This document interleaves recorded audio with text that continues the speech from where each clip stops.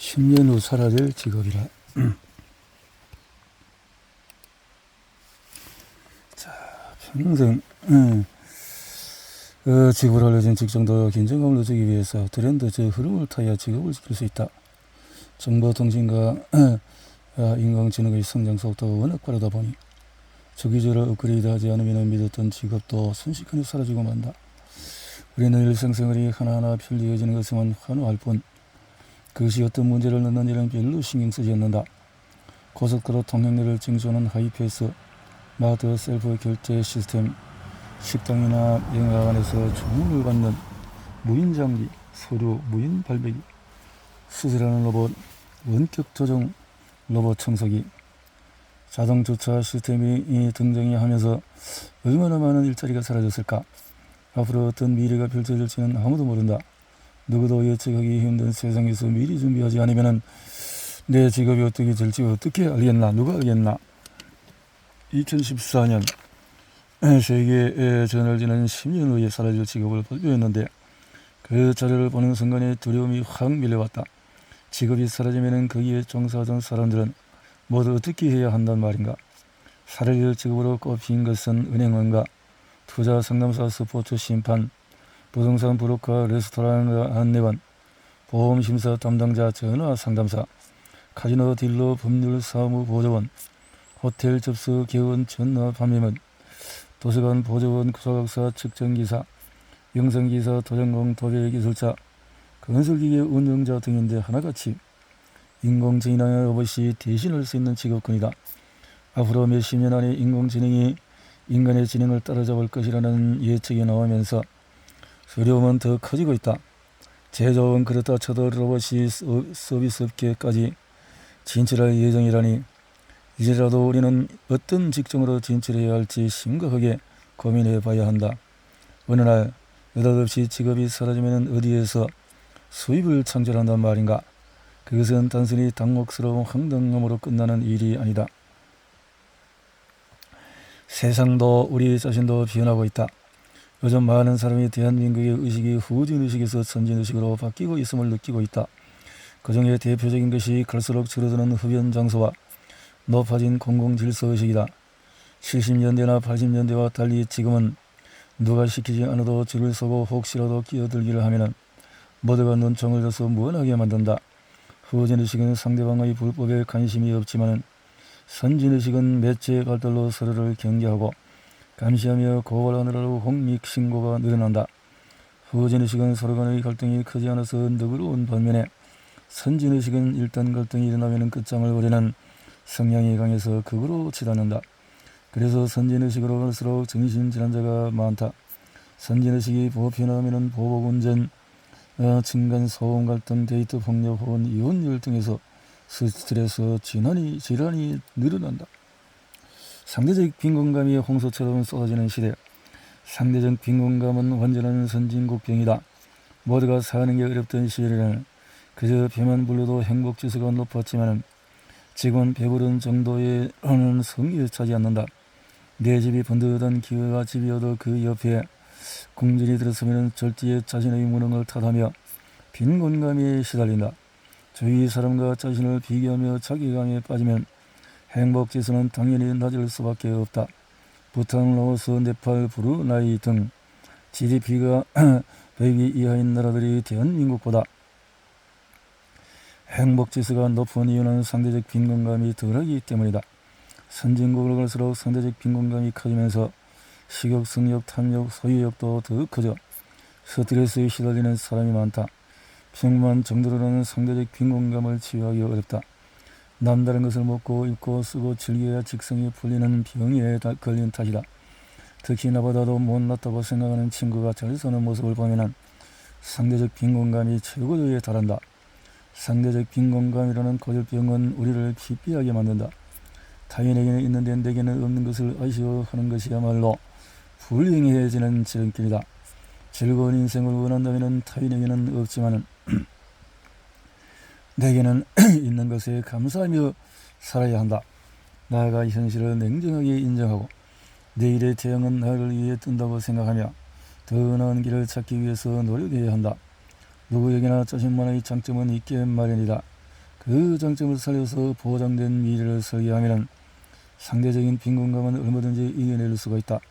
생각을 전환해서 사람들과 즐겁게 어울리며 경제적인 자립까지 챙길 수 있는 일을 찾아보는 것도 한 방법이다.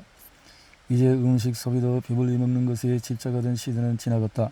지금은 내 몸에 어떤 영향을 미치는지, 어떤 영양분이 들어있는지 등을 고려하며 까다롭게 골라서 먹는 스마트한 소비 시대이다. 같은 제품도 어떤 재료로 어디에서 생산한 것이냐에 따라서 소비자의 선택은 확연히 달라진다. 물론 그 정보는 손안의 컴퓨터인 휴대전화만 터치해도 금세 알아낼 수 있다. 한 연구 보고서에 따르면 연령이 높을수록 값싼 제품과 양을 선호하고 연령이 낮을수록 가격보다도 품질을 우선순위에 둔다고 한다. 또한 연령대가 높을수록 오프라인 마켓을 이용하고 연령대가 낮을수록 온라인 마켓을 이용하는 추세이기도 하다.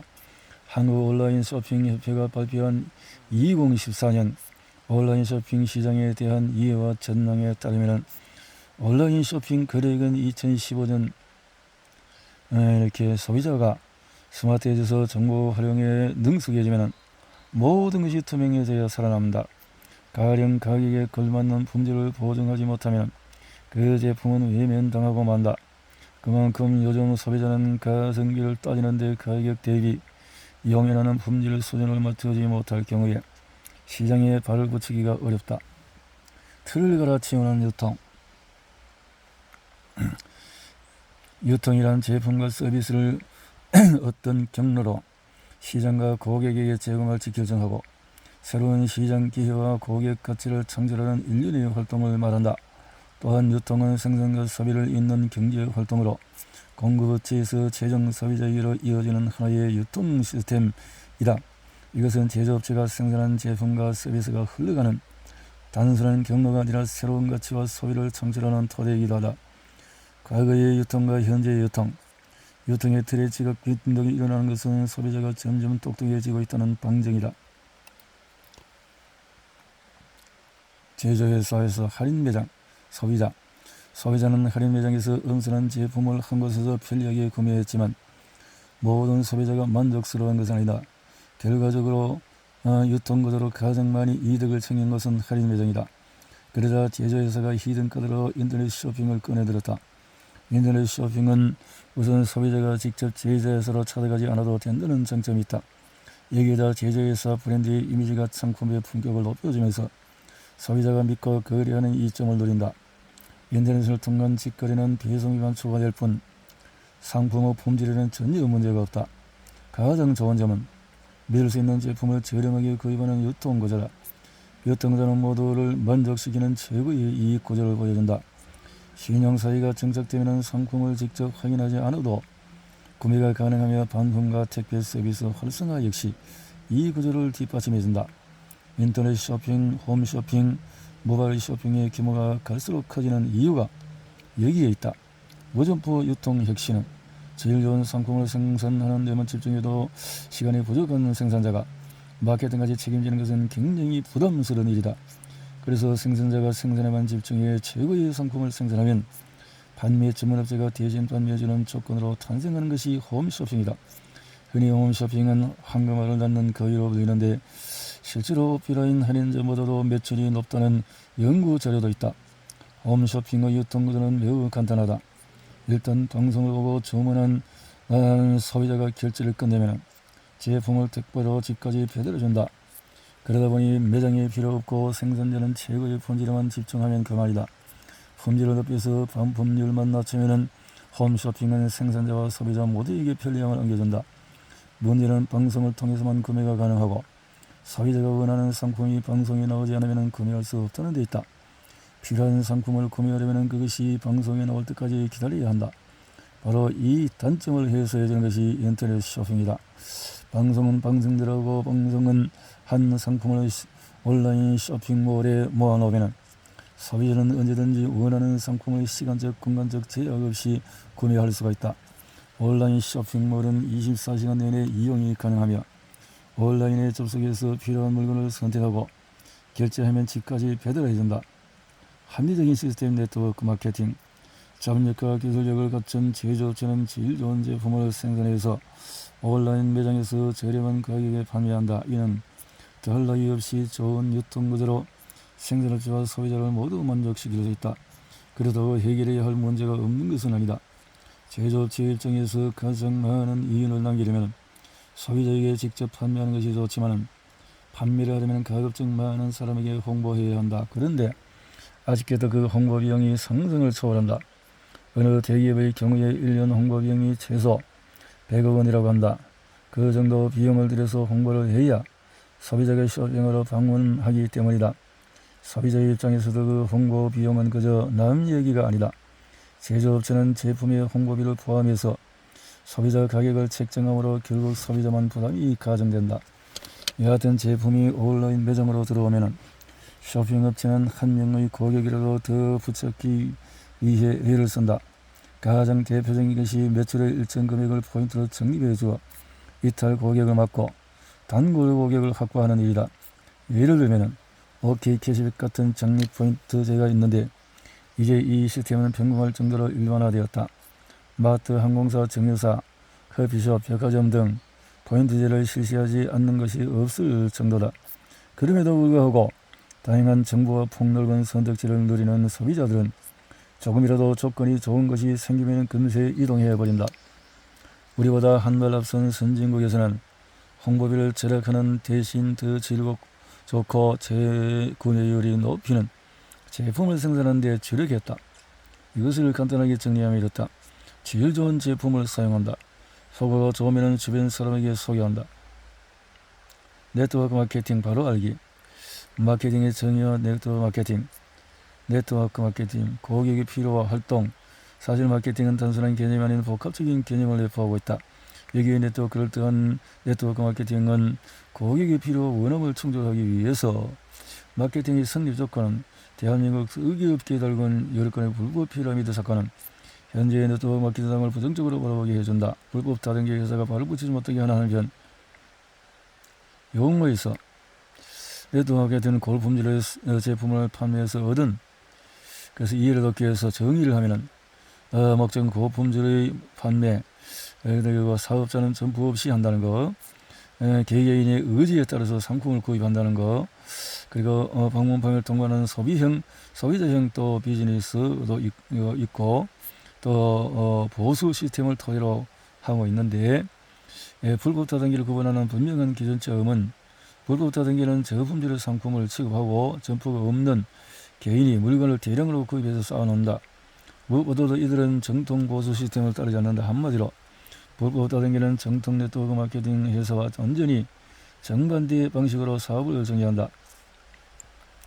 선진사회에 진입과 네트워크 마케팅의 잠재성은 선진사회에 진입하면 어느 나라든 선진국 증후군을 겪는다.